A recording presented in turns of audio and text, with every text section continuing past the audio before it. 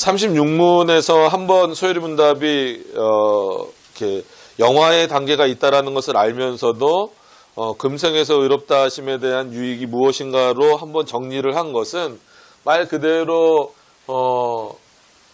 그러니까는 우리를 하나님이 택하여 주셨다. 이거는 이제 영원전, 영원전이란 뭐 한글에서는 표현이 좀 그렇게 쓰긴 하지만 영원 전에, 즉 창조 전에 하나님이 작정하신 그런 부분이기 때문에 창조 전 사건이라면 우리가 살아가면서, 즉 일생을 살아가면서 논리적인 순서라고 말씀드렸지만 일생을 살아가면서 쭉 우리 안에서 그 구원의 서정, 즉 구원받는 자가 가는 길로 나타나는 게 부르심이라 그랬고, 그 다음에 거듭남, 중생, 그 다음에 칭의, 의롭게 됨, 그 다음에 양자 삼음, 이렇게 아들이 됐다라는 의미죠. 그 다음에 이제 거룩하게 하심. 이거는 이제 쭉 어떤 이 앞에까지는 어떤 단번에 일어나는 사건들이지만 성화는 쭉 우리가 평생토록 살아가면서 점점 거룩해지는 과정이다. 그래서 표현을 그렇게 했죠. 죄에 대해서는 능히 죽고 의에 대해서는 능히 살아가는 것. 이게 이제 그 성화의 어떤 표현이다. 그래서 어떻게 보면 그 성화나 칭이나 물론 논리적으로 나눠져서 그렇긴 하지만 의롭게 된 우리가 이 땅을 어떻게 그리스도인답게 살아갈 수 있는가의 문제를 논할 때는 이 성화의 부분이 굉장히 중요합니다. 왜냐하면 지금 우리도 바로 이 성화의 단계에 있다라고 하는 것을 기억을 한다고 한다면 이 성화는 그만큼 중요한 거예요. 그래서 요 한문으로 35문 한문으로 이렇게 딱 끝나고 넘어가기에는 상당히 중요하고 방대한 내용입니다. 그러나 늘 말씀드렸다시피 소요리 문답은 이렇게 초신자나 어린아이들을 교육하기 위해서 이제 그 웨스트민스터 신앙고백서를 기준으로 만든 거기 때문에 조금 짧게 넘어가고 있습니다. 그래서 이제 36문에서 어쨌거나 성화까지 한번 정리해 준 이유는 금생에서 얻는 유익이다라고 하는 것은 죽기 전까지의 과정이라는 거예요. 죽기 전까지. 그래서 이제 완전 성화가 될 수 있느냐 없느냐를 가지고 많은 신학자들이 싸웠죠. 그러나 우리는 늘 완전 성화는 불가능하다. 하나님이 늘 도우시기는 하지만 아무리 하나님이 도우신다고 할지라도 죄책과 어떤 그 부패한 본성을 가지고 있는, 즉 중생으로 말미암아 구원받을 수 있는 그런 조건이라고 표현하기는 좀 그렇지만 구원받을 수 있는 상태로는 우리가 변화됐지만 여전히 우리의 본성은 악하고 우리의 본성은 죄를 짓고 있고 또한 죄에 대한 책임을 어느 정도 감당해야 되기 때문에 이 성화의 단계에서는 완전한 성화, 즉 영화까지는 갈 수 없다라는 것을 말하기 때문에 이 36문에서 한번 이 생에서 누릴 수 있는 유익이라고 해서 지난 시간에 정리를 한 겁니다. 그런데 구원의 서정의 마지막 부분이라고 할 수 있는 영화는, 즉 영화롭게 된다라고 하는 이 부분은 결국은 이 땅에서는 우리가 이룰 수 없는 내용입니다. 그러니까는 우리가 죽어서 누리는 내용이에요. 그래서 오전에는 그 죽음에 대해서 우리가 일반적으로 갖고 있는 그 죽음에 대해서 형벌이다라고 말씀을 드렸어요. 그것도 틀린 건 아닙니다. 반드시 그 개념을 가지고 있으셔야 돼요. 그렇지 않았으면 아담과 하와는 분명히 하나님이 영원토록 살게 창조하셨는데 죄를 짓고 난 이후에 그들의 형벌로 말미암아 영적인 죽음은 그 즉시로 일어난 거고 육신적인 죽음이 좀 이렇게 연기되어서 자신의 어떤 그 수명이 된 상태가 되는 거죠. 그래서 지금도 그런 형벌적 차원에서 죽음은 여전히 언제나 우리들에게 있는 거예요. 근데 이게 하나님은 창세기의 주제이기도 하면서 또 전체 하나님이 우리를 이끌어 가시는 데 있어서 주제라기보다도 큰 어떤 그 은혜의 방편으로는 뭐냐면 악을 선으로 바꾸시는 하나님이에요. 저는 창세기 설교할 때 늘 그 부분을 강조하는데 악을 선으로 바꾸시는 하나님. 그랬을 때에는 결국은 죽음은 맨 처음에 분명히 형벌로 주어진 거예요. 그래서 우리는 뭐 성경에도 나와 있듯이 뭐 길면 뭐 80이요, 70이요 뭐 이렇게 나와 있잖아요. 그렇다고 저기 베레아 귀신론처럼 80 이전에 죽은 분들은 구천을 떠도는 귀신이 된다 이렇게 말하면 뭐 감기 귀신, 졸음 귀신 이렇게 말하면 안 됩니다. 그죠? 그래서 거긴 이단이 돼버리는 겁니다. 근데 그런 건 아닐지라도 왜 이 말씀을 드리냐면 분명히 맨 처음에는 죽음이라고 하는 것이 형벌이었어요. 그래서 지금도 천국에 가지 못하는 사람들에게는 여전히 죽음은 형벌로 남아 있는 겁니다. 최종적인 형벌로. 이 땅에서도 어떻게 보면 그걸 아셔야 돼요. 그러면은 그 사람들은 이 땅에서 잘 먹고 잘 살지 않습니까? 라고 말하는데 우리가 말하고 있는 죄 그리고 그 죄로 인하여서 받는 형벌은 뭐냐면 하나님을 모르는 게 죄고 하나님을 모르고 살고 있는 것 자체가 이미 이 땅에서도 우리는 형벌을 받고 있는 거예요. 우리가 받는 건 아니죠. 그 사람들은 받고 있는 거예요. 반대로 그럼 왜 우리는 뭐 때로는 이렇게 힘들고 어렵고 뭐 몸이 아프기도 하고 경제적으로 힘들기도 하고 뭐 여러 가지 많은 문제들을 만나면서 사는데 왜 우리는 은혜롭다라고 합니까? 라고 말한다면 그거 반대로 말하는 거예요. 우리는 하나님을 알고 있고 하나님이 날마다 베풀어 주시는 은혜 가운데 살고 있어서 천국에서의 삶처럼 그렇게 영화로운 삶은 지금 이 땅에서 구현해내지는 못하지만 그럼에도 불구하고 우리는 날마다 우리가 짓고 있는 죄를 덮어질 만큼의 은혜를 누리고 있기 때문에 그거를 감사하게 여기는 거고 은혜라고 부르는 거예요. 그래서 우리는 은혜의 삶을 사는 겁니다. 내 지금 현재 삶이 어떻든지 간에 조금 뭔가 내 마음대로 뭐가 잘 안 풀리거나 아니면 잘 풀릴 때거나 어떤 때건지 우리는 은혜라고 부르는 것은 그 중심에 우리 인간적인 삶이나 아니면 내가 있는 것이 아니라 나를 인도하고 계시는 즉 우리를 인도하고 계시는 하나님이 계시고 또 그 하나님은 나만 인도하시는 분이 아니라 이 세상을 주관하시는 분이기 때문에 지금도 명령으로서 모든 것을 주관하고 계시는 분이에요. 그래서 이거는 새 창조라는 표현을 쓰기는 좀 그렇지만 질서이면서 동시에 명령이에요. 그러니까 예를 들자면 그거예요. 오늘 해가 떴잖아요. 이거는 하나님이 만들어 놓으신 창조 질서입니다. 그러면은 하나님이 이 창조 질서를 만들어 놓으신 다음에 뒷짐을 지고 계시는 게 아니에요. 이 창조 질서대로 이 세상이 돌아가도록 하시면서 동시에 오늘 해가 뜨도록 명령하신 분은 누구예요? 하나님이에요. 이 두 가지 생각을 여러분들이 같이 갖고 계셔야 돼요. 하나님이 여러분들을 불러주셨어요.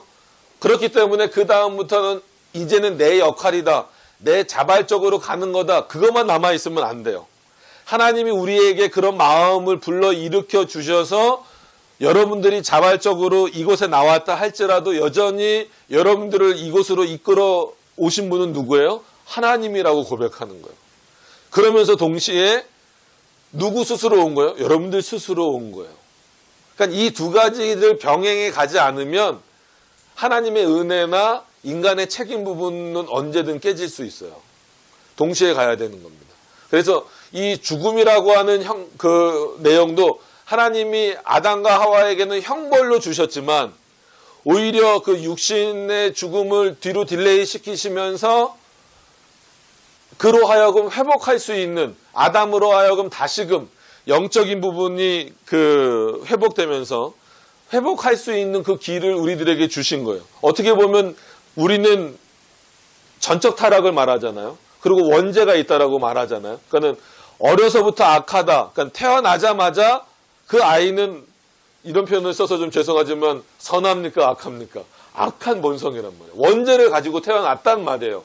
그럼에도 불구하고 하나님이 그러면 그게 형벌이다라고 말하기에는 좀 그런 게 유기자들에게는 결국은 그것이 형벌이 돼서 원인이 돼서 죽음으로 가지만 택자들은 그게 형벌로서 주어진 거다 할지라도 결국은 그 죽음을 통해서 참 희한하게 우리가 이해하기 힘든 방식으로 어떤 방식이냐면 결국 그 형벌로 주어졌던 죽음의 방식을 통하여서 우리를 가장 좋은 상태로 만들어 주시는 거예요. 이걸 한번 써볼게요. 이거는 아실 텐데 말로 설명하는 것보다 도표보다 그냥 이 표현으로 한번 보시면 그게 적이 되실 수 있을 거예요. 그냥 대표적으로 아담이라고 할게요. 뭐 하와를 무시하는 거 절대 아닙니다. 또 이걸 가지고 목사님 남성 또 우월주의자 이러시면 안 돼요. 요즘에 하도 그런 분들이 많아가지고 말씀드렸잖아요. 레이디 성경도 나오고 이런다고. 하나님 어머니라고. 그러니까 아담이 이제 대표하는 거니까 아담이 타락하면서 죽음이라는 게 생겼어요. 그럼 이거는 어쨌거나 진짜 말 그대로 형벌이에요. 이거를 부정할 수는 없잖아요. 이 형벌이라고 하는 것을. 왜냐하면 영원히 살도록 만드셨는데 어쨌거나 죽으니까. 근데 죽음 이후에도 뭐 영원히 살긴 하지만 근데 아담 아래에 있는 모든 인류 중에 택자가 있고 유기자가 있잖아요. 그럼 이 유기자들은 자신이 짓는 자신들의 죄로 자범죄라고 할게요. 원죄도 있고 원죄도 용서를 못 받으니까 원죄도 있는 거고 당연히 이 원죄가 있어야 원죄의 근거에서 자범죄들을 짓고 이것이 용서함을 받지 못하니까 결국은 이 자범죄로 말미암아 지옥에 가게 되는 겁니다. 그래서 예정론을 이해하실 때 잘 아셔야 돼요. 하나님이 택하고 버리시는 원인은 하나님 안에 있어요. 그리고 그 조건이 다르지 않습니다. 근데 그 지옥에 가게 되는 원인은 이 유기자들 스스로에게 있도록 하신 거예요.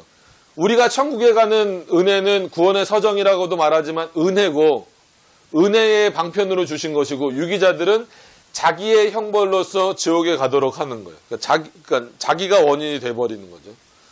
뭐 그거는 나중에 예정론 나올 때 다시 말씀드리겠습니다. 그래서 유기자들에게는 영원히 이 죽음이 형벌이에요. 영원한 형벌로 빠져가는 거니까. 아시겠어요? 근데 택자들에게 있어서는 우리는 택자잖아요. 택자들에게 있어서는 우리도 죽나요? 안 죽나요? 죽을 거란 말이에요. 그러니까 육신의 죽음이 있을 거란 말이에요. 근데 이 육신의 죽음이 맨 처음에는 형벌로 주어졌는데 이 육신의 죽음이 택자들에게 있어서는 은혜로 바뀌는 거예요. 어떻게? 가장 좋은 상태가 되는 겁니다. 그렇다고 빨리 죽으시라는 얘기는 아니에요. 절대로. 어떤 게 가장 좋은 상태일까요? 그래서 칼빈이 이렇게 쓴 편지들이나 아니면 사무엘 러더포드라는 사람도 있어요. 그런 사람들이 이렇게 쓴 편지들 보면, 그러니까는 뭐 예를 들어서 어린아이를 잃어버린 부모라든지, 뭐 남편을 잃어버린 사람이라든지 이런 사람들에게 보낸 편지들을 보면 물론 위로의 내용도 있으면서도 동시에 그들이 지금 어느 상태에 있는가를 기억을 한다면 이 땅에서 그렇게 슬픔에만 빠져 있지 말아라. 너도 그 하나님의 나라를 소망하면서 이 땅에서 그리스도인답게 더 분명히 살 것을 오히려 더 기억을 해야 된다. 그러니까 이 땅에서의 그러면서 이거를 또 잘못 오해해갖고 그럼 뭐 그래서 이거를 잘못 오해한 사람들은 어떤 사람들이 있냐면 야 죽은 게 더 은혜로운 거래. 그래서 지금은 우리나라엔 그런 사람들은 제가 보진 못했지만 역사상 그런 사람들이 있었어요. 이걸 잘못 오해해서 죽으면 가장 좋은 상태가 되는 거래. 그래서 장례식장 가서 일부러 웃는 사람들이 있었어요. 그것도 미친 거예요. 그렇죠? 뭔가 이해를 잘못하면 야 제일 좋은 상태가 됐으니까 웃어줘야지. 아 기쁘다. 저 사람 이제 제일 좋은 상태가 됐대. 이거는 말이 안 되는 거예요. 왜? 이 땅에서의 이별은 굉장히 안타까운 거거든요. 어찌 됐건 간에. 그래서 여러분 이거를 또 문자적으로 해석하지 마세요. 결혼식은 바빠서 못 가시더라도 혹시 장례나 이런 일이 났을 때는 반드시 찾아가서 위로를 해주셔야 돼요. 그게 어떻게 보면 그리스도인의 조금 더 풍성한 모습이에요. 물론 기쁜 일도 축하해줘야 되지만 슬픔을 당한 부분에 있어서는 같이 애통하고 이렇게 위로하고 그래줘야 돼요. 그러면서도 동시에 우리는 늘 뭘 잊지 말아야 된다면 이 육신의 죽음의 안타까움은 위로해 주지만 육신의 죽음 이후에는 분명히 우리가 영화롭게 된다. 라고 하는 거예요. 즉, 이 땅에서는 비교할 수 없도록 된다라는 거예요. 물론 다음 주에도 이어서 그 신자가 부활했을 때 그 유익에 대해서 또 나오지만, 그러면 어차피 이 시간은 뭐 교리를 공부하는 시간이니까 한번, 그러면 어떤 상태인지, 상태적인 면에서 왜 이게 죽음이 형벌이었는데 은혜로 바뀝니까? 라고 했을 때 그거예요. 자, 맨 처음에 여기 아담 있으니까 이 카메라가 뭐 안 나와도 상관없어요. 그냥 보시면 맨 처음에 아담이 창조됐을 때 어떻게 창조됐을까요? 아담이 창조 상태, 그러니까는 자, 이거 뭐야? 이 옆으로 쓰려니까 이게 글씨가, 아담이 맨 처음에 창조됐을 때의 상태는 어떤 상태일까요? 설교 시간에는 들으셔야 되지만 이 시간에는 대답을 하셔도 됩니다. 아담이 맨 처음에 창조되었을 상태, 창조되었을 때의 상태. 그러니까는 심히 좋았더라라고 말하니까 그 죄가 없는 상태로만 이해를 하시는데 그러지 않아요. 아직 아담은 아무것도 안 한 상태란 말이에요. 어떤 일도. 그럼에도 불구하고 하나님의 그 아담의 창조 상태는 죄를 그러니까 좋은 거 먼저 씁시다. 선을 행할 수도 있고, 그러니까 행할 수도 있고, 악을 행할 수도 있는 상태로 하나님 창조하셨다는 거예요. 아시겠죠? 이 가능성을 배제시켜 버리면 어떻게 선과 악을 알게 하는 나무 열매를 따먹겠어요? 그럼 진짜 하나님이 로봇처럼 우리를 만드신 거랑 똑같은 거예요. 하나님이 우리 아담을 창조하셨을 맨 처음 상태는 선을 행할 수도 있고, 뭐 죄를 지을 수도 있는, 악을 행할 수도 있는 상태로 만드셨어요. 물론 하나님의 작전 가운데에서 선악과를 따먹게 정하셨지만 누구의 의지로? 아담의 자유로운 의지로 선악과를 따먹게 되면서, 즉 악을 행함으로 말미암아 타락했잖아요. 타락하면서 뭐가 없어진 거예요? 선을 행할 수 있는, 분명히 이 선은 하나님이 기뻐하시는 선이라고 말씀드렸어요. 도덕적 선이 아니에요. 이 선이 없어진 거예요. 이 선이 없어진 거를 영적으로 죽었다, 하나님과의 관계가 끊어졌다라고 표현을 하는 겁니다. 어떤 의미인지 아시겠죠? 그러나 그 육신적으로는 그가 타락한 상태로 살아 있었기 때문에 육신적인 죽음은 마치 뒤로 미뤄진 것처럼 보이는 거예요.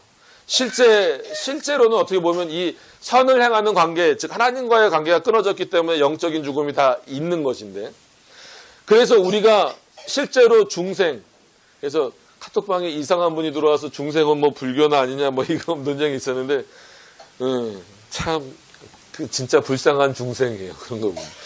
그때 쓰는 중생하고 이거랑은 다른 건데, 그래서 이거를 본 어게인이라고도 표현을 하긴 하지만 본 어게인 말고 리제너레이션이라고 표현하는 이유는, 니고데모가 예수 그리스도를 만나서 내가 어떻게 엄마 뱃속에 들어가서 다시 태어날 수 있습니까? 이렇게 컸는데, 그때 했을 때 내가 언제 너보러 본 어게인 하라고 했느냐 이거예요.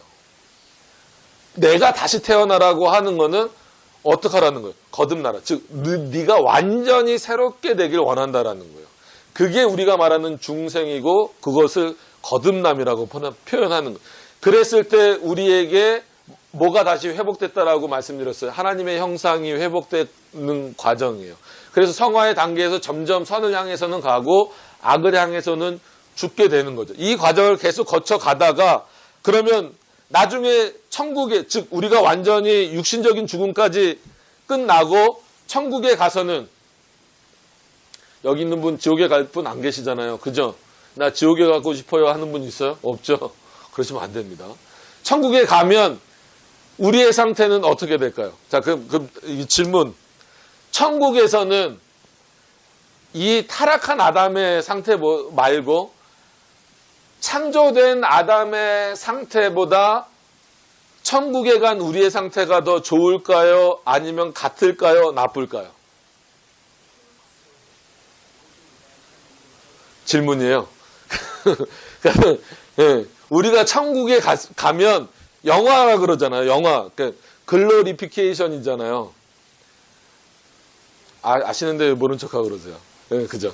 그러면 영화롭게 된다라는 것을 구체적으로 한번 표현해 볼 때 하나님이 아담을 창조하셨을 때의 상태와 같아지는 건가? 아니면 그보다 더 좋아지는 건가? 그보다는 못해지는 건가? 좋아진다라고 말을 많이 하시잖아요. 맞아요. 정답이에요. 그러면 구체적으로 어떻게 좋아지냐는 거예요.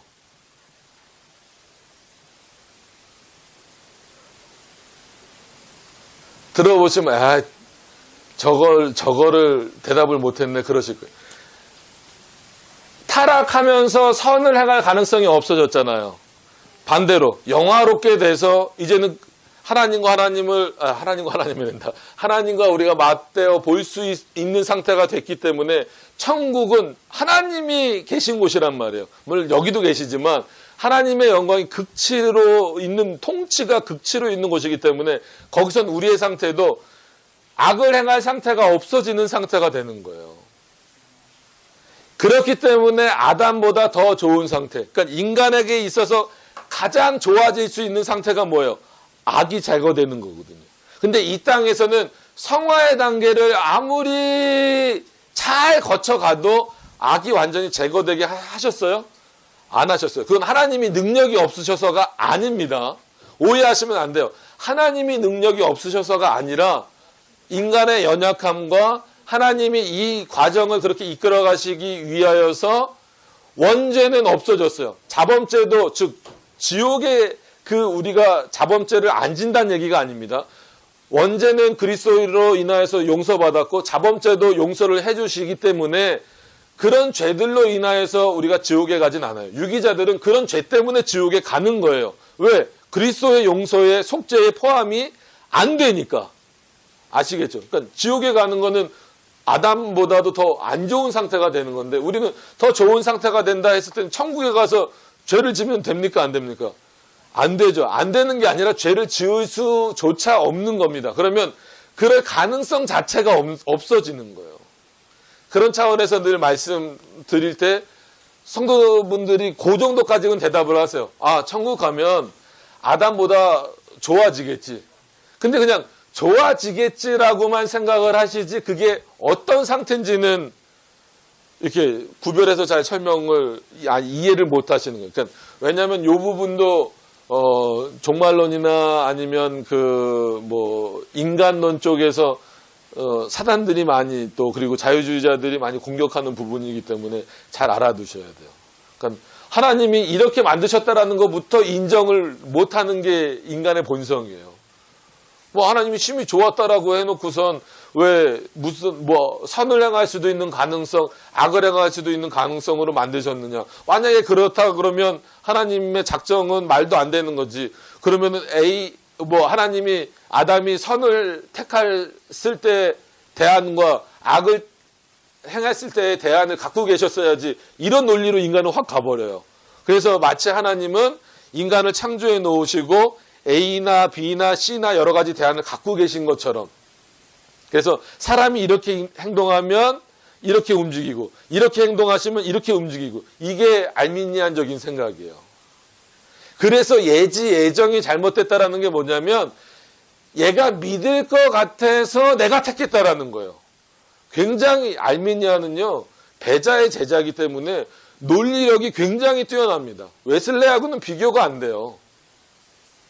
그래서 웨슬레아는 또 다른 방식이지만, 그래서 어떤 면에서는 깊이 들어가면 웨슬레안하고 알미니안주의는 구별이 또 돼야 돼요. 알미니안이 훨씬 더 고도화된 아주 깊이가 있어요. 그래서 도르트 신조가 그렇게 예정론에 힘을 쏟을 수밖에 없었던 이유가 그 엄청난 깊이 있는 논리를 갖고 있는 알미니안주의와 싸워야 됐기 때문에 그래요. 그러니까는 제가 이제 성도님들한테는 잘 그렇게 안 하는데 신학생들한테 그 논쟁이 있어요. 도르트 논쟁이라 그래가지고 학론파라 그러죠. 알미니안주의를.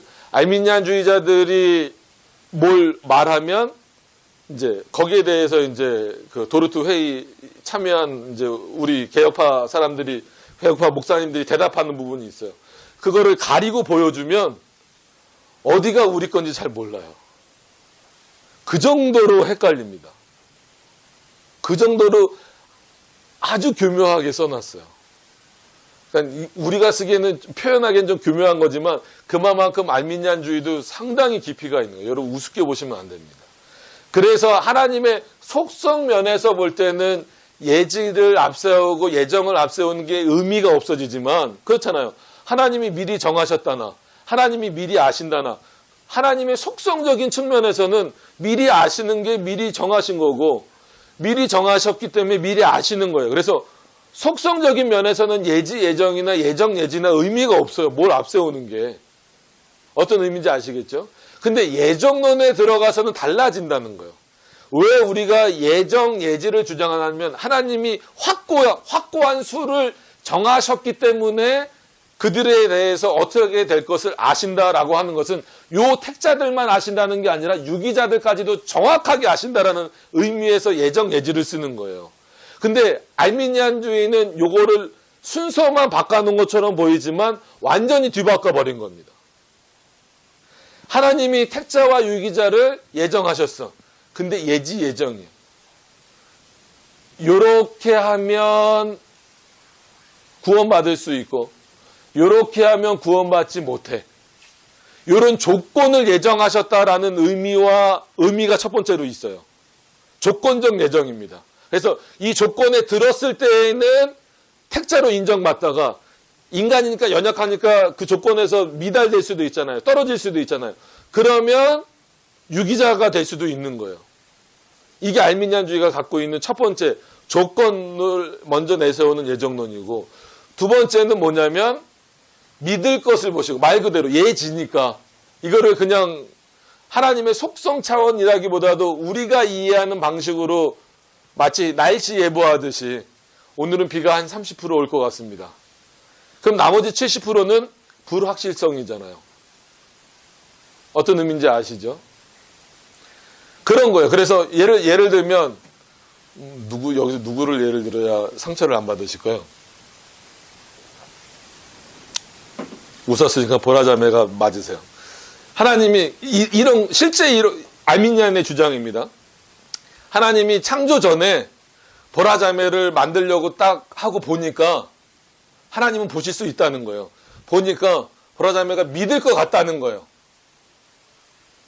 믿을 것 같아서 예정을 했어요. 근데 잘 믿다가 안 믿을 수도 있다는 거예요. 그러니까 이게 그 믿음에서 떨어져 나갈 수도 있다는 거예요. 그러면은 보라자매는 택자였다가 뭐가 되는 거예요? 유기자가 될 수도 있다는 거예요. 이게 예지 예정론입니다. 이게 알미니안주의의 예정론이에요.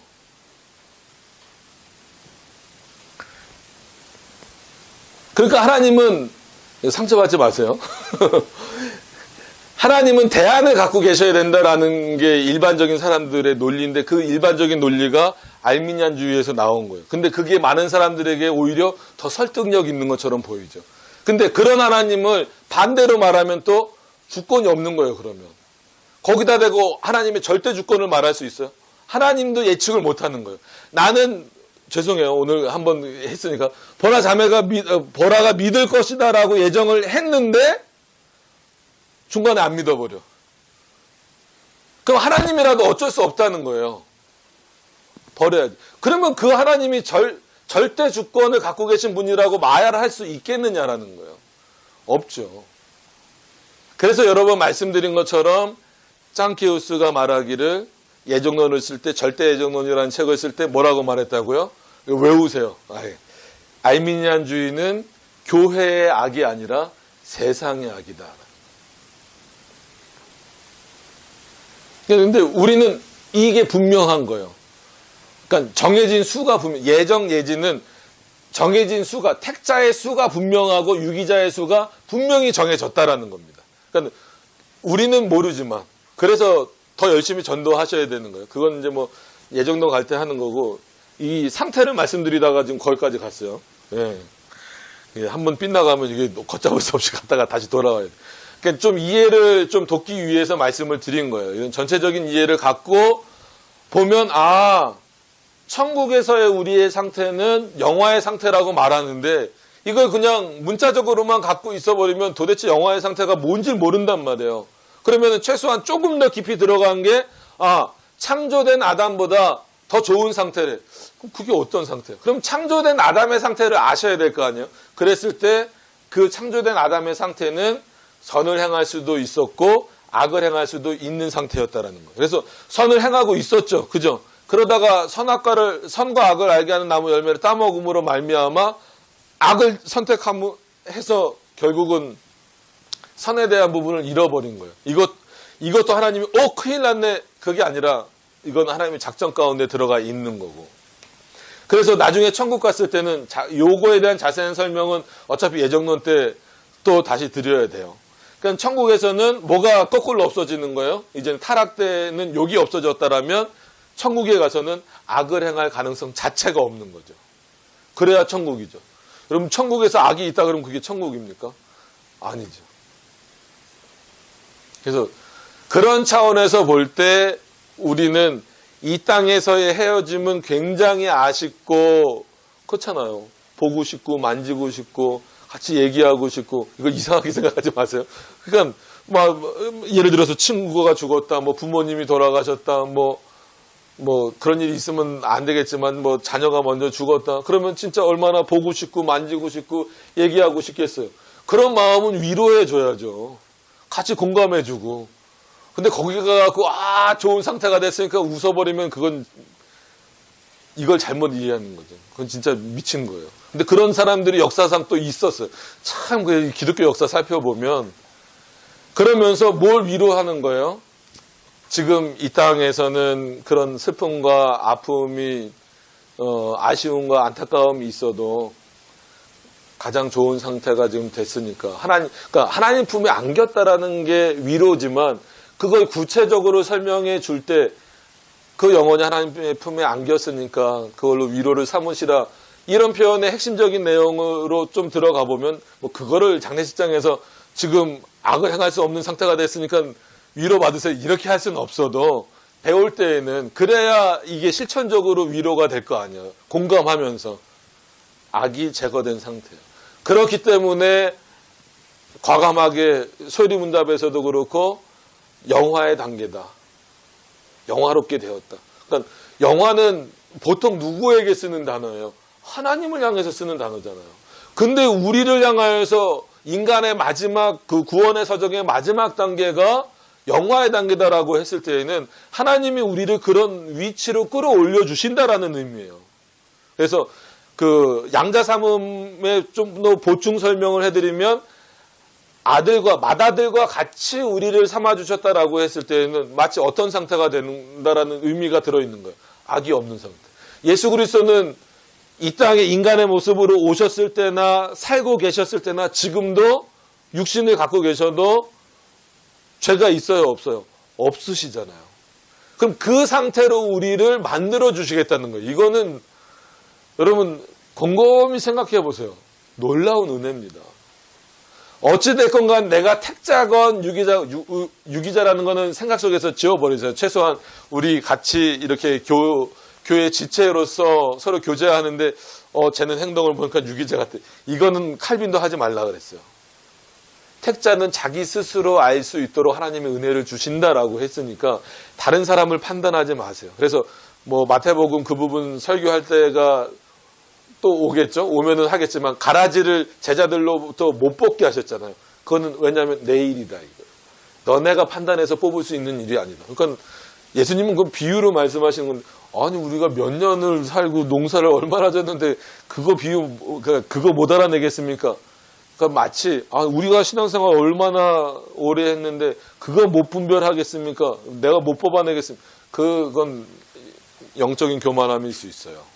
그래서 내버려 두시라는 거예요. 왜? 마지막 때에 그리고 최종 심판자는 누구예요? 예수 그리스도시기 때문에 내가 하겠다라는 거예요. 물론 가라지가 교회에 타격을 주는 것은 사실이고 성도들에게 타격을 주는 건 사실이지만 내가 하겠다는 거예요. 그러니까 저렇게 맞다고 전화도 오잖아요. 하나님의 사랑이라고. 네. 그러니까 우리는 하나님의 사랑 안에 있는 지체니까 그냥 이거는 그냥 뭐 지식으로는 알고 계셔야 되지만 제가 택자일까 유기자일까 그건 지워버리세요. 그럼 우리는 다 같이 하나님의 백성이다라고 했을 때 우리의 최종적인 상태는 어떻게 될 거냐? 당연히 영화롭게. 근데 그거는 뭐다? 악을 행할 수가 없는 상태. 그럼 이거보다 더 좋은 상태가 어디 있어요? 그럼 이 선을 행한다라고 했을 때는 늘 하나님을 기쁘시게 해드리는 거예요. 그래서 가끔 이걸 읽지도 않고 계속 나가고 있네. 가끔 이제 아이들한테나 이렇게 막 물어봐요. 야, 천국 가서 뭐가 있으면 좋을 것 같아? 그럼 막 애들 뭐 게임기요, 뭐 막 그러잖아요. 아까 이제 뭐 저기 했지만 영기 형제님도 그렇고 저도 그렇고 야구를 좋아하니까 왠지 천국에 스크린 야구장 하나 있으면 좋을 거예요. 그죠? 그러니까 이건 전형적인 그냥 인간의 생각이에요. 뭐 그럼 뭐 애들한테 물어보면 컴퓨터요, 뭐 TV요, 뭐 예전에 한참 제가 이제 맡았을 때는 닌텐도 게임이라는 게 유행이었어요. 닌텐도요. 막 근데 여러분 천국은 뭐가 있기 때문에 가장 좋은 겁니까? 하나님이 계시기 때문에. 그러니까 이게 다가올 수 있어야 돼요, 여러분에. 이거는 제가 지식적으로 설명드리는 거는 어떻게 보면 여기까지예요. 그죠? 그 하나님만으로 만족할 수 있다. 오히려 천국은 가장 좋은 곳이라고 말하는데 우리가 좋아하는, 일반적으로 이 세상에서 좋아하는, 그래요, 뭐 돈 싫어하는 사람 없을 거고, 그런 어떤 뭐 명예 싫어하는 사람 없을 거고, 그런 뭐 즐거운 어떤 뭐 그런 뭐 유흥 이런 거 싫어하는 사람 없을 거란 말이에요. 근데 그런 게 다 없는 곳이 없단 말이에요. 천국에 그런 게 있겠어요? 아무리 스크린 야구장이 있으면 좋겠다 하더라도 목사가 그러면 안 되죠. 그죠? 천국에 수요일문답이 있었으면 좋겠다. 이렇게 말해야 되나? 저거 지우고 편집을 다시. 어떤 식으로 말하든 이 세상의 것은 없어지는 거잖아요. 그럼 거기 누구만 계신 거예요? 하나님만 계신 곳인데 가장 좋은 곳이라는 거예요. 그래서 그것을 성경에서 표현하는 게 뭐예요? 천국을 맛보면서 살아라는 거예요. 이 땅에서. 너희들의 마음을 뺏어갈 것이 많이 있어요. 우리들의 마음을 뺏길 것이 많이 있는데 안 뺏길 수는 없죠. 우리가 진짜 성자가 아닌 이상. 그럼에도 불구하고 때로는 천국을 맛보아 알라고 말씀하신 이유는 우리가 그 천국에 가야 될 것도 있지만 이 땅에서 우리 눈을 현혹시키는 내용들이 많기 때문에 그렇다는 거예요. 그래서 지난 시간에도 말씀드렸던 것처럼 최소한 예배 시간만큼, 그리고 우리가 하나님 앞에서 경건한 뭐 성경을 읽든지 성경 공부를 하든 이 시간만큼은 죄를 멈추는 시간이다라는 거예요.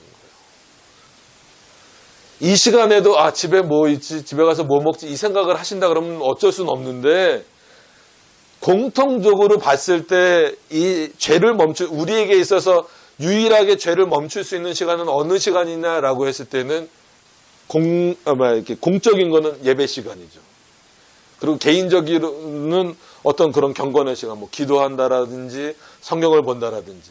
그렇기 때문에 예배는 하나님 앞에 반드시 드려야 되는 것도 있지만, 하나님의 영광을 위한 것도 있지만, 우리 자신, 내 자신의 신앙 성장과 그리고 내 죄를 멈추는 시간을 위해서라도 예배는 소중하게 여기셔야 돼요. 영화 설명하다 여기까지 왔는데, 이게 결국은 이 땅에서와 하나님의 나라에서와의 분리된 개념이긴 하지만 결국은 연결이 되는 거잖아요.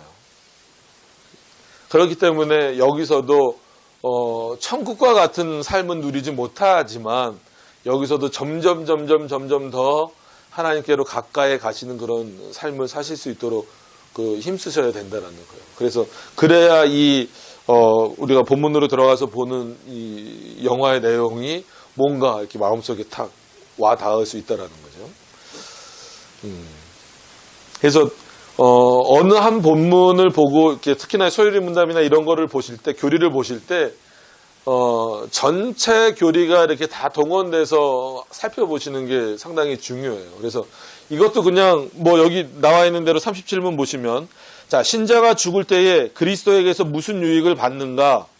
그래서 답이 그겁니다. 신자가 죽을 때에 그 영혼이 완전히 거룩하게 되어 즉시 영광 중에 들어가고, 떠도는 영혼이 없습니다. 즉시 영광 중에 들어가고 그 몸은 여전히 그리스도께 연합하여 부활 때까지 무덤에서 쉰다. 그냥 이거 말하고 끝나면 돼요. 그죠? 이거 이해 못할 거 없잖아요. 그럼에도 불구하고 왜 이렇게 뭐 예정론도 살짝 동원하고 뭐 타락까지 동원해서 설명을 드리냐면, 그 상태가 어떤 상태인지 정확하게 알아야 되고 그게 얼마나 우리들에게 은혜가 되는지. 그래서 분명히 말씀드리지만 죽음은 맨 처음에 형벌로 주어진 거예요. 근데 최소한 여기 계신 여러분들, 저와 여러분들에게는 물론 이 땅에서의 죽음은, 다가오는 죽음은 두려워요. 그럼에도 불구하고 그 죽음은 우리에게 있어서는 형벌이 아니라 어떤 상태, 가장 좋은 상태로 바꿔주시는 은혜의 내용이 된다라는 거예요.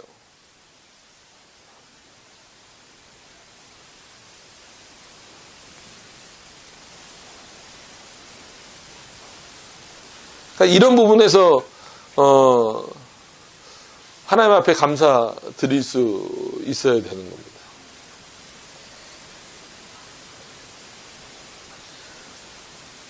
어떠세요? 이렇게 실질적으로 이렇게 확 안 와닿으시네. 죽음을 자꾸 얘기하니까. 근데 오늘은 죽음 이후에 그 내용을 풀어내는 거니까 어쩔 수가 없어요. 그렇다고 이 땅에서 조금 사시라는 얘기는 아닙니다. 저도 오래 살고 싶어요. 요즘 100세 시대라는데 다들 100세 넘겨서 사셔야죠. 그죠? 그럼에도 불구하고 우리에게는 이 죽음이 형벌이 아니라 은혜가 되었다라는 거예요. 그래서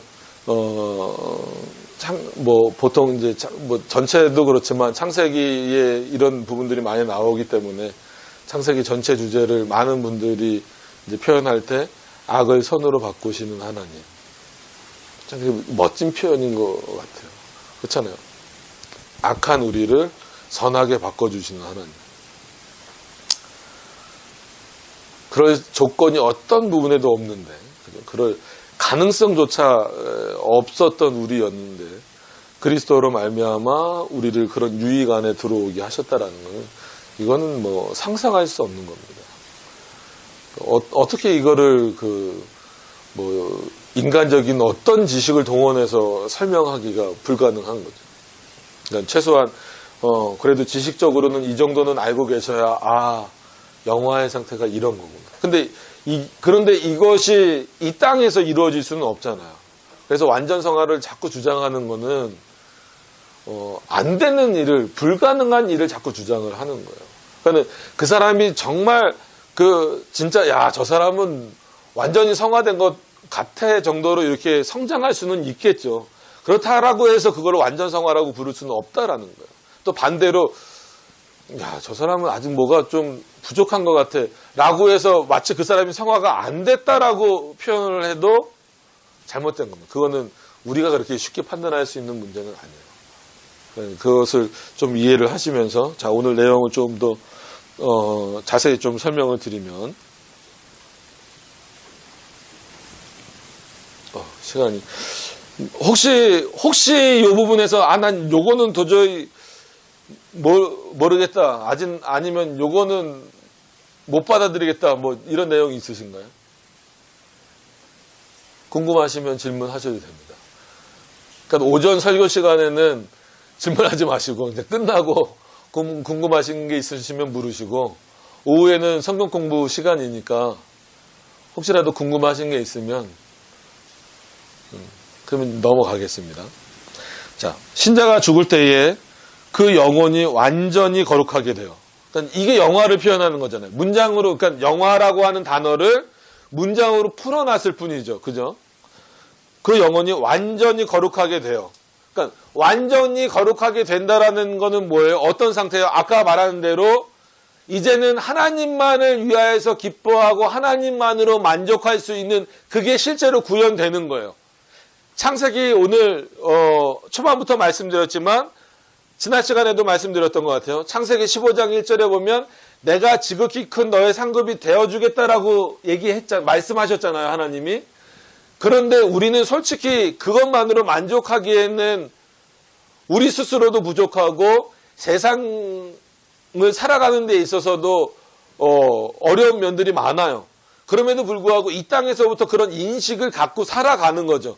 근데 그것이 완성되는 것은 어느 단계예요? 이 영화의 단계예요, 실제로. 천국에서는 하나님만으로 만족하는 겁니다. 그럼 거기 가면 아무것도 없다라는 개념을 잘 이해하셔야 돼요. 아무것도 없어요. 오직 하나님으로, 그리스도로 말미암아 기쁨을 누리는 곳이에요. 그게 거룩하게 되어짐, 영화의 단계다라고 하는 거예요. 그리고 그 다음에 또 이어서 보시면 즉시 영광 중에 들어가고 떠도는 영혼이 없습니다. 그러니까 이거는 연옥사상도 부정하는 거고, 그 다음에 뭐 구약에 림보 사상이 있다라고 하는 아무리 어거스틴이 표현한 거지만 그 부분도 부정을 하는 겁니다. 즉시 천국에 들어간다 그랬어요. 그래서 낙원과 천국을 나누지 않아요. 그래서 종말론을 할 때 왜 우리 교단은 무천년설이냐 라고 했을 때 어디를 거쳐가는 게 아니라 하나님이 계신 곳에 바로 가는 거예요. 즉시 가는 거예요. 즉시.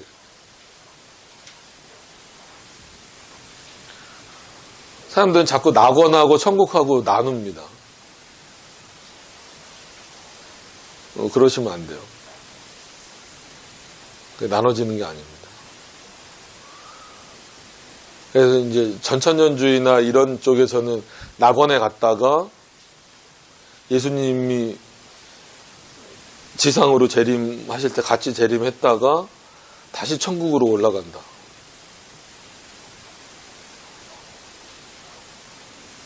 제가 종말론에서도 말씀드리려고 했던 부분인데 전천년선이든 세대주의든 무천년하고 다른 건 무천년은 아예 천년에 대한 개념이 없다라는 거예요. 천년왕국에 대한 개념이 없다라는 거예요. 근데 낙원하고 뭐 지울게요. 이거는 이제 우리나라는 워낙 전천년설이 강하기 때문에 이거를 말씀드리면 좀 다르다라고 생각을 하실 수 있을 텐데 오히려 전통적으로는 무천년이 맞아요. 근데 우리나라에는 초기에 이제 외국에서 공부하고 오신 뭐 박형경 박사나 이런 분들이 전천년주의 쪽을 받아들이셔서 약간 좀 그런 쪽으로 많이 흘러갔고, 그 다음에 순복음교회나 이런 영향 때문에 세대주의 종말론, 침례교나 이런 것 때문에 세대주의 종말론이 많이 들어와서 좀 문제가 되고 있는데, 자, 낙원하고 천국하고 다르다라고 하면 쉽게 성부 하나님은 어디 계십니까?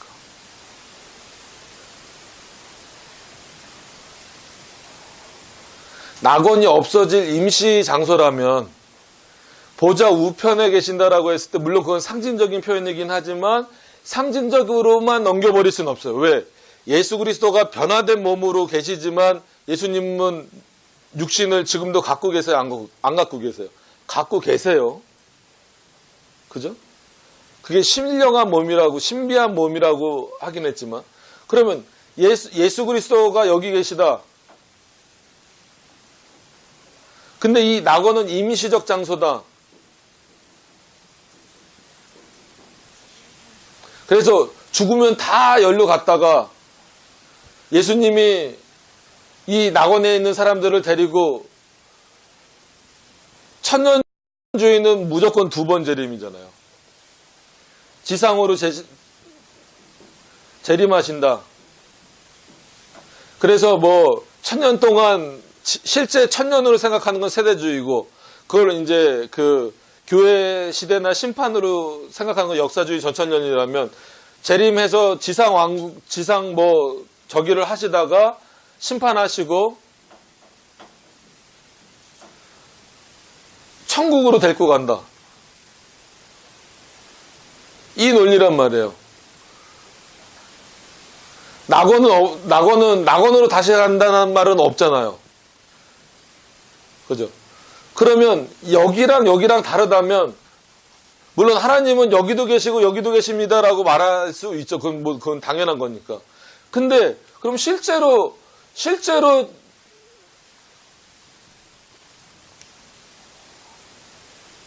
우리가 누리는 그 영화 단계에서 누려야 되는 것은 이미 지금 우리보다 선조들은 다 죽어 있잖아요. 죽었잖아요. 그러면 오늘 이 소율의 문답도 그렇고 성경에서도 그렇고 그들은 즉시 영화롭게 되어서 그 영화를 누리고 있는 상태가 됐다라고 했는데, 그럼 어디서 누리고 있냐라는 거예요. 여기가 임시적 장소라고 하면 여기랑 어떻게 다르냐는 거예요. 이건 성경에 나와 있지 않아요. 그럼 몸을 갖고 계신 예수 그리스도는 여기 계십니까? 여기 계십니까? 여기 있다고 말해야 되면 여기는 빈 공간이 돼버리는 거예요. 삼위일체 하나님이 떨어져서 계세요. 그럼 성령은 어디 계세요? 여기를 연락하고 계세요?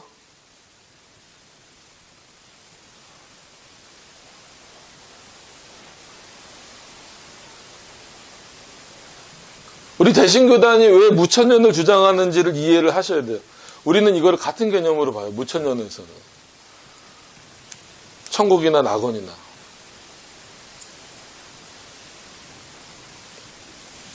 그렇지 않으면 오늘 본문 와서 보시면, 자, 첫 번째는 신자가 죽었을 때 그 영혼이 완전히 거룩하게 된다라고 했어요. 거룩하게 된다라는 것은 영화롭게 되는 상태적인 것도 있지만, 물론 부활 때 전까지는 우리도 몸을 못 입고 있는 영으로 있는 상태지만 영으로라도 낙원에 있어야 돼요? 천국에 있어야 돼요?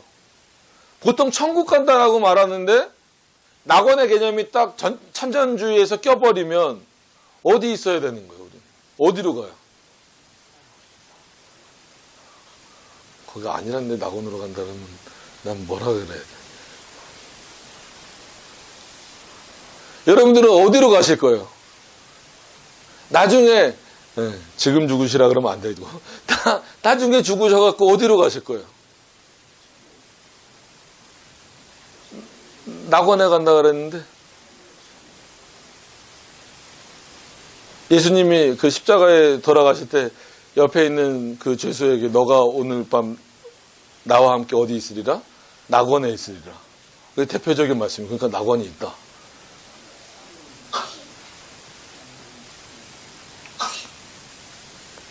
그리고 즉시 영광 중에 들어가고, 그러면 이 낙원이라는 곳을 다르게 만들어버리면 여기도 하나님이 계시고 여기도 하나님이 당연히 계실 수 있죠. 그러면 어쨌거나 이 천국은 계속 지금 빈 공간으로 있어야 돼요. 임시적 장소로 들어가는 것을 뭐라고 표현해야 돼요? 즉시 영광 중에 들어간다라고 표현할 수밖에 없는 거예요. 뭐를 종말론에서 뭘 주장하면? 천년설을 주장하면.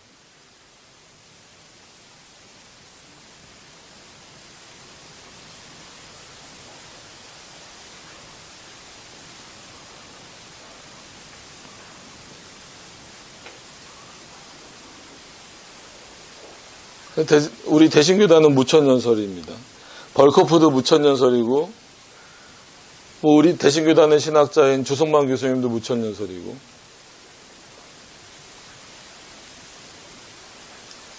칼빈도 종말론에 대해서 분명하게 그렇게 표현하지 않았지만 천년주의자들을 굉장히 비판을 한 부분들이 있어요. 심지어 천년주의를 말하는 거는 사단의 그 조종을 받는 것이다라는 표현까지 칼빈이 쓰고 있어요. 그럼 두 장소로 말해버리면 안 됩니다. 그러면 그것도 웃기고, 나중에, 갑자기 종말론이 돼버리네? 나중에, 이게 맞다 그러면 나중에 해서, 그럼 이게 폐쇄될 장소라 그러면, 어거스틴이 말한 구약의 림보 사상하고 또 헷갈릴 수밖에 없어요.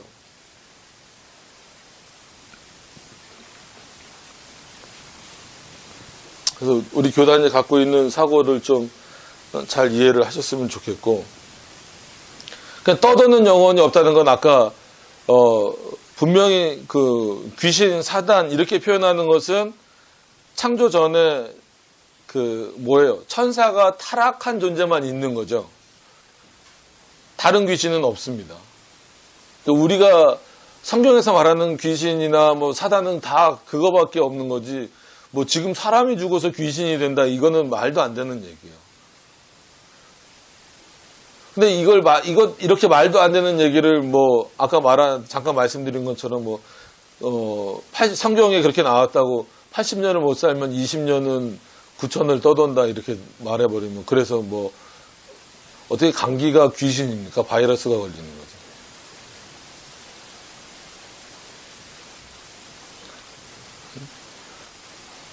아까 그 잠깐 말했던 점심 먹고 잠깐 말했던 그 목사님 졸면은 막 와서 때린다 그랬잖아요. 졸음 귀신 들어왔더라고. 졸린 건 그 뇌의 문제지 귀신이 하는 문제가 아니잖아요. 그러니까 이거를 즉시 영광 중에 들어가고 반드시 기억을 하세요. 그리고 그 몸은 여전히 그리스도께 연합하여. 그러니까 이 연합을 오해하시면 안 됩니다. 몸이 어떻게 그리스도와 연합을 한다 그러지? 그리고 뭐 그리스도가 같이 뭐 적이 되는 건가? 그런 개념으로 생각하시면 안 됩니다. 그러면 큰일 납니다. 그 무덤은, 몸은 이 땅에 묻혀 있지만 그리스도와의 관계가 끊어지지 않는다라는 것을 설명하고 있는 거예요. 육신조차도. 그러니까 우리가 전인격 뭐 이런 거보다도 전인이라고 했을 때는 우리는 이분설이잖아요. 이분설이 뭡니까? 영혼과 육신으로 됐다는 거예요. 그러니까 몸과 영혼이라는 거예요. 삼분설은 영혼, 육 이렇게 다 나눠버리는 거예요. 그럼 성경에도 나오는 거예요. 혼이 나갔다 그러면 죽어버린 건데, 삼분설은 혼이 나간 거면 아직 안 죽은 거예요. 영이 있으니까. 그렇게 표현하면 안 돼요. 영혼, 육 이렇게 표현하면 안 됩니다. 영혼과 육신이에요. 그 때문에 우리가 그리스도와 지금도 연합되어져 있는 상태이기 때문에 우리가 죽으면 어떻게 됩니까? 우리의 영혼과 우리의 몸은 분리되지만, 실제로 분리되지만, 분리된다라고 해서 몸을 버리고 가는 게 아니기 때문에 이 몸은 그럼 어떻게 됐느냐라고 했을 때 여전히 그리스도와 연합된 상태로 있다라는 거예요. 이걸 혼돈하시면 안 돼요. 우리의 영혼이 나중에 부활할 때까지 몸을 마치 그냥 썩어 없어질 거니까 버려버리고 우리의 영혼만 그리스도와 함께 있는 걸로 생각을 하시면 안 된다라는 거예요. 지금도 우리는 그리스도와 연합되어져 있다는 거잖아요. 그렇기 때문에 우리와 연합되어져 있다라고 했을 때에는, 우리가 그리스도와 연합되어져 있다라고 했을 때는 몸도 같이 포함되어져 있는 겁니다. 그래서 성경에서는 죽음을 예수님이 또 다른 표현으로 뭐라 그래? 잔다라고 표현을 하잖아요. 잔다라고. 그래서 오늘도 그 표현을 그대로 따온 거예요. 그리스도께 연합하여 부활할 때까지 무덤에서 쉰다. 그러니까 안식을 누린다, 어떤 표현을 써도 다 괜찮지만 안식을 누린 건 쉬건 다 똑같은 의미예요. 잠을 자건, 이걸 가지고 또 잠을 잔다 그랬다고 뭐 영원 수면설 뭐 별 얘기가 또 다 나오죠. 뭐 그 얘기를 뭐 하기 시작하면 그거는 뭐 너무 한도 끝도 없어서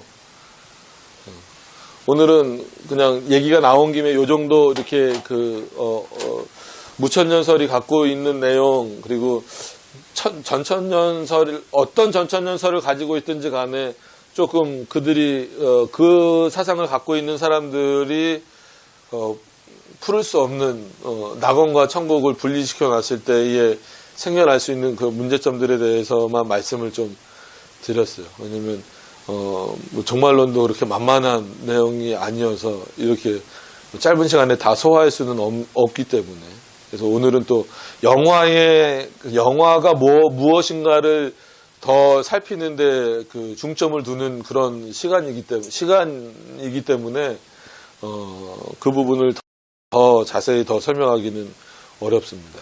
그래서 이제 그 뒷부분에 나오는 그 몸은 여전히 그리스도께 연합하여라고 하는 부분을 어떻게 연합되었지라고 오해하시면 안 되는 거예요. 이미 연합되어 있는 거예요. 지금부터.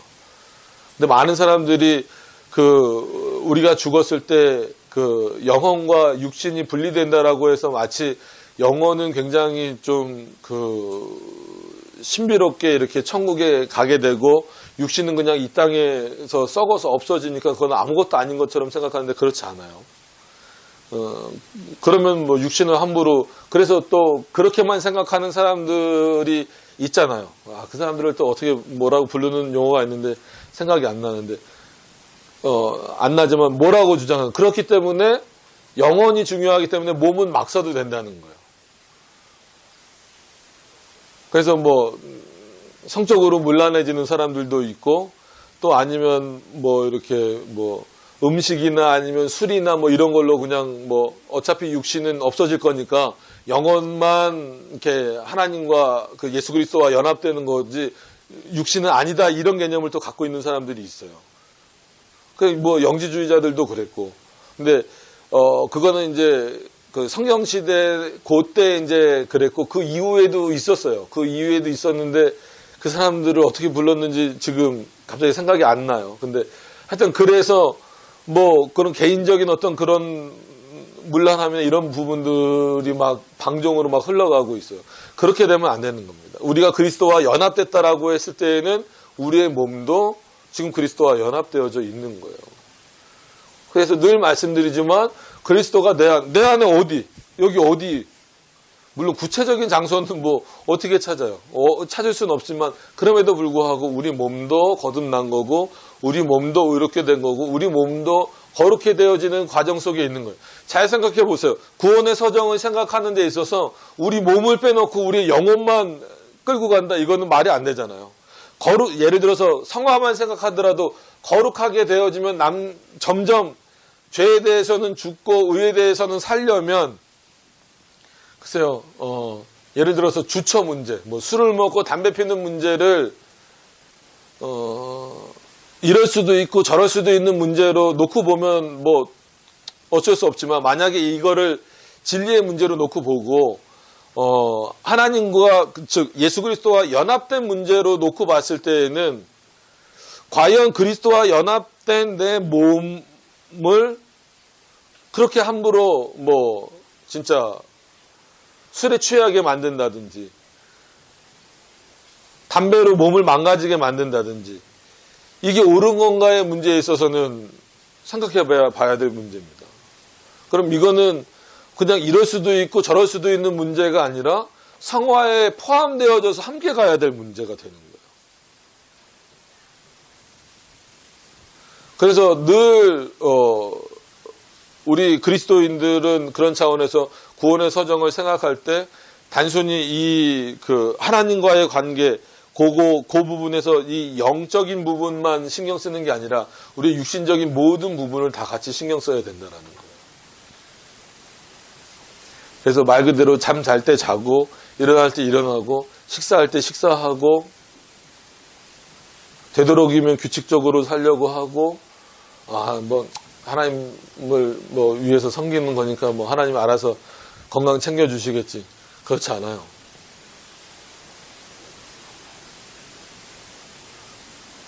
뭐 예를 들어서 왜 목사님들이 그렇게 술도 안 먹는데 간암 이런 데 많이 걸리겠어요. 그 정도로 많이 자기 몸을 너무 혹사하고 그렇기 때문에 그런 면들이 있다는 거죠. 그래서 뭐 그게 잘못됐다 이런 거보다도 이걸 분리시켜서 생각을 하다 보면 상당히 이원론적인 사고로 흘러가 버릴 수 있다라는 거예요.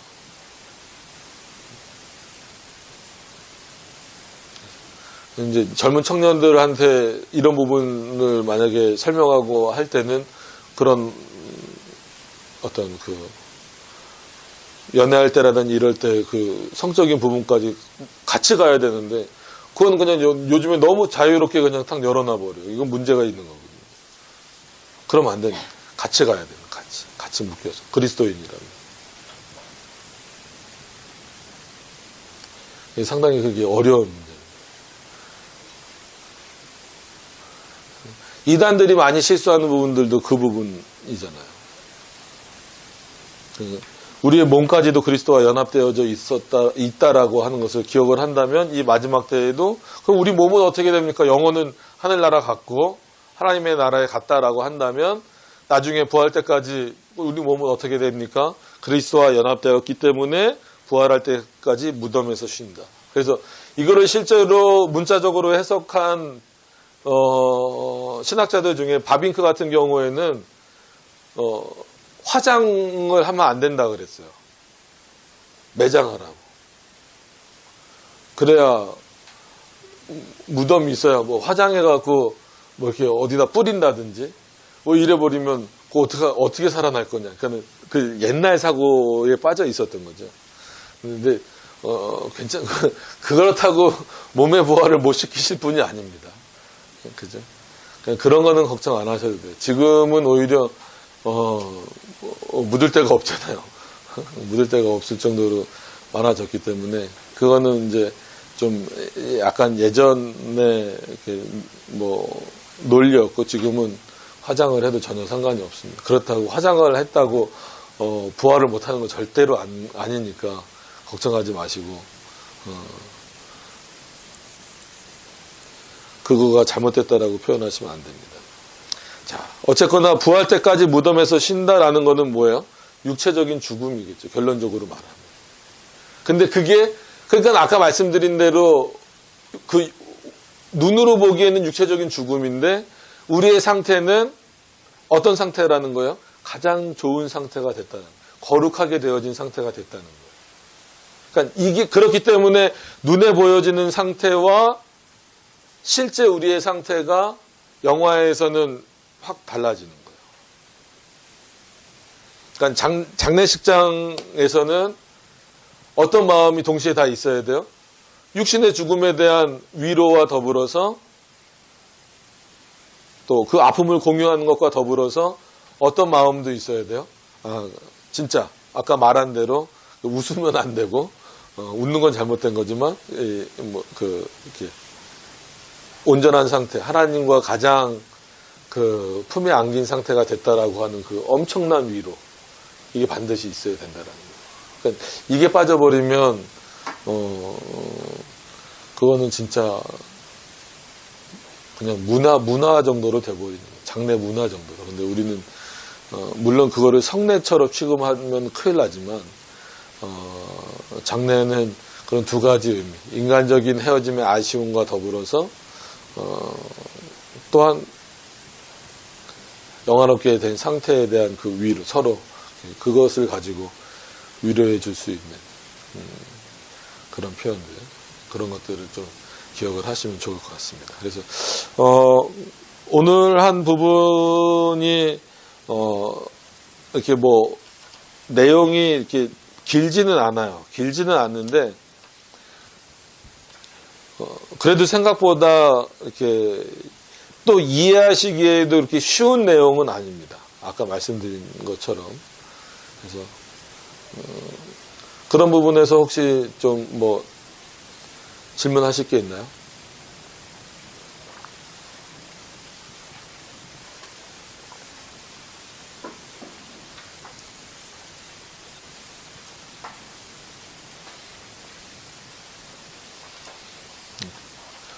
없으시면, 네.